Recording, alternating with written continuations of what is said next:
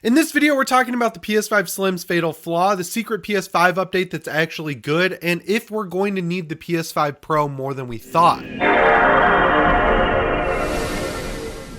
How's it going, everyone? Welcome to PSReady. This is the midweek update here on the channel. As for what I'm playing, I'm still bouncing between Spider-Man 2 and Diablo 4. If you have Diablo and you bounced off after Season 1, I highly recommend going in and making a character for Season 2 because they have dramatically changed how this game works. You fly through content. I'm already level 50 after 3 days. I have a full set of legendary gear. The new mode, Blood Harvest, is excellent. You get tons of drops, like 12 to 15 legendary drops per run, and it's actually just fun to play. So if you've been kind of down on Diablo since it came out and you still have the game, get more of your $70 worth out of it and give it a shot. So the first thing I want to talk about today is this update surrounding the PS5 Slim, because this thing is out there, it's in the wild. We'll talk about it later in the video, but there's a bundle for it that includes an Xbox game, which is crazy, like a first party Xbox game. But yeah, there's a big issue with it, with the disk drive specifically, where when you go to plug it into the console for the first time, the disk drive needs to connect to the internet to activate. So if you bought a digital PS5 or you have a disc edition PS5 and in the future Sony shuts off the servers for these things and you need to replace the disk drive, it's not going to be nearly as simple as it should be. Like if you had a PC and you wanted to replace the disk drive on it, you just go down to Micro Center or Best Buy or even like Staples, you pick up a brand new 4K Blu-ray drive and then you just pop it in your computer and plug it in. It'll work. It's plug and play. And theoretically, you would expect that to be the case with a PS5 because why would a disk drive need to connect to the internet at all? It's just a hardware component that you're plugging into your console, but it does need to connect to the internet, and that sucks. This is definitely something where the backlash, I feel like, could cause Sony to go back in and update the console to not need to connect to the internet, which is good. It's just if the thing is shipping initially with that requirement hardwired in, it's bad for game preservation, right? Like in the future, if you wanted to go play a PS4 or PS5 game and your disk drive was broken, not having a replaceable disk drive because you can't connect to the internet and activate it, that could cause some huge problems. And it's just a problem that doesn't need to exist. It's kind of like going back to Diablo. My biggest issue with that game, the problem that doesn't need to exist is that it's online only, right? Like we've seen seasonal versions of these games work on the Nintendo Switch and the PS4 and the Xbox One, which are all working fine on the PS5 with Diablo 3, but then when Diablo 4 comes out, just because they want to make sure they can make you spend more money, they want to keep you online. That's the biggest problem with online only requirements, is that when this stuff stops working eventually, it's hard to replace or it just goes away, like in the case of Diablo 4. Now, in all fairness to Sony, they haven't responded to this, and the only reason we know about it is because it was on the box of the PS5 Slim, and there's never really been any confirmation from them about whether or not this is truly happening. But if it's on the box, that means it's probably real, and that's very frustrating. I'm just getting really worried about the future of games at this point. Like, we're already at a point where when you go buy a game like Starfield, for example, if you go to the store and buy the disc for Starfield or Halo Infinite, when you go pop it into your console, it's nothing on the disc. It's just a little license checker that says, hey, the downloaded version of this game that's on the console can now be launched and played. And if you get a game like Metal Gear Solid Master Collection Volume 1, the only games that they include on the disc or even the Switch cartridge on the Nintendo Switch are the like NSX games, Metal Gear 2, and Snake's Revenge. You don't get Metal Gear Solid, you don't get Metal Gear Solid 2 or 3. All those have to be downloaded, and there's no reason for it. The stuff should be on the disc, so if you're offline, you can put the disc in your console and just play the game like we did back in the day. The Nintendo Switch traditionally has been the best way to do this, but it's not perfect. Like if you get The Witcher 3 on Nintendo Switch, the whole game is on the cartridge. There's an optional patch that does improve performance a little bit, but the version that's on the actual Switch cartridge should work just fine in perpetuity. But with games like I just mentioned, Metal Gear Solid Master Collection, you only get a little bit of the entire package included on the cart, which really sucks. I wish that Sony and Microsoft and Nintendo would put rules in place to say, hey,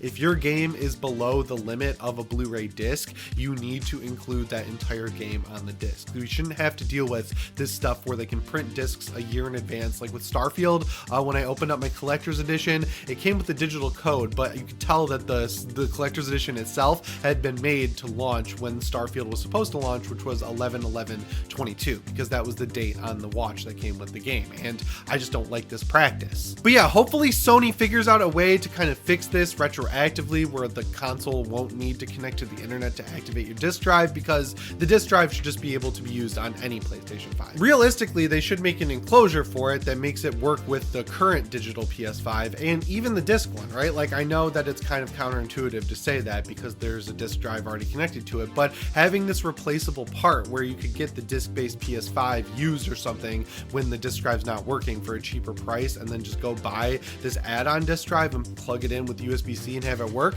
that would be really cool, because as time goes on, these parts are going to fail, and anything we can do to kind of fix them and make them work ourselves, that's great. And Sony, weirdly enough, has ways around this, like with the DualSense Edge. You can switch out the stick modules if those ever get drift. So I don't know why they're doing it in a weird way that's not really consumer friendly with the PS5 Slim, but that's the update on the situation. Let me know what you think in the comments below. And next up here, let's talk about this secret PS5 update that's actually adding in a pretty cool feature. So on the PS5, if you have a game on your home screen, you hit the options button, or start as we called it when I was growing up, you can go down the little menu that pops up and there's a check for update option. But the only way to do that is if the game was recently played. So say Cyberpunk 2077, right? Like, you had it installed on your console from the next gen update that happened around a year ago, but when Phantom Liberty came out, you wanted to make sure you had your game up to date and ready to go for that, just to play it when it was available, but you hadn't launched the game in a while. So you go into your library and you have your full library screen and you press options on the actual game.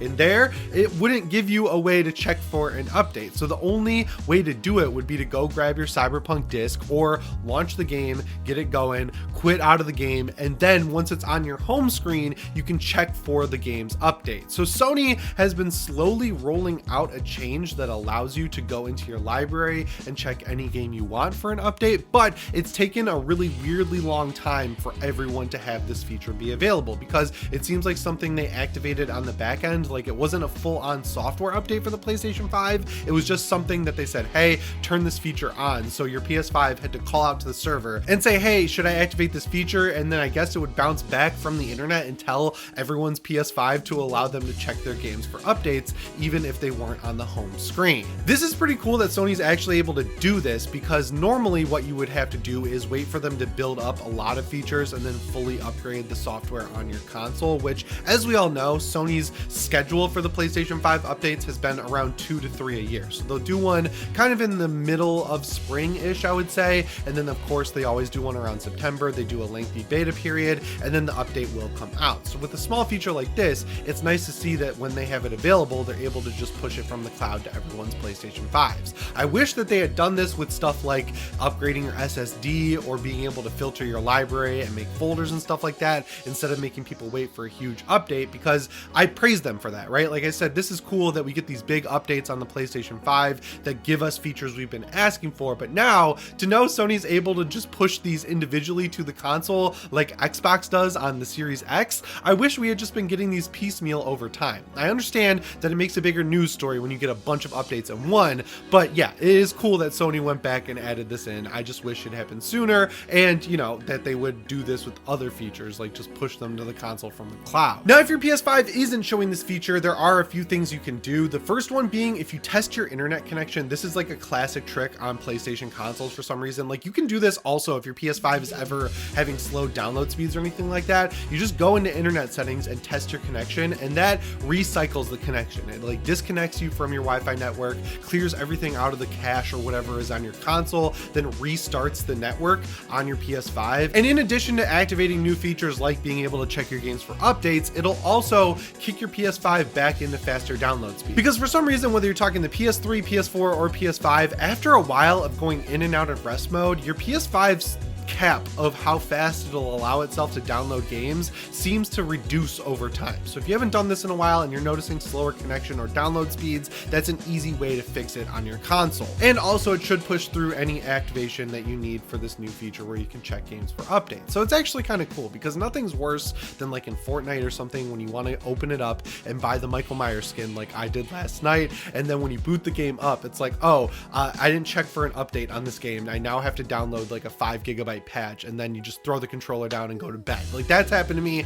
more times than not. So it's good to just go through your games and make sure that they're all updated, so when you want to play them, there's no barriers in the way that stop you from actually enjoying them. Diablo 4 is a great example. On Steam, they activated this feature during COVID where, like, if you haven't played a game in 4 or 5 days or something like that, it won't automatically update that game even if it's downloaded on your PC. And I had Diablo downloaded, but I hadn't played it in a while, so I had to manually go force that update. And even though I have gigabit internet, it was a huge update and it took forever to download. So yeah, it is good to have this feature now on the PlayStation 5 as well. And the third news story I want to talk about today is if it's bad for us PS5 owners that we are finally stepping into the next gen. So it's Thursday when you're watching this video, which means Alan Wake 2 is coming out on Friday. We have seen multiple presentations of this game showing how amazing it looks, and we've heard from Remedy over and over again that they went into this designing it to play at 30 FPS. That 60 FPS was kind of something they just didn't want to worry about because they were pushing graphical technology.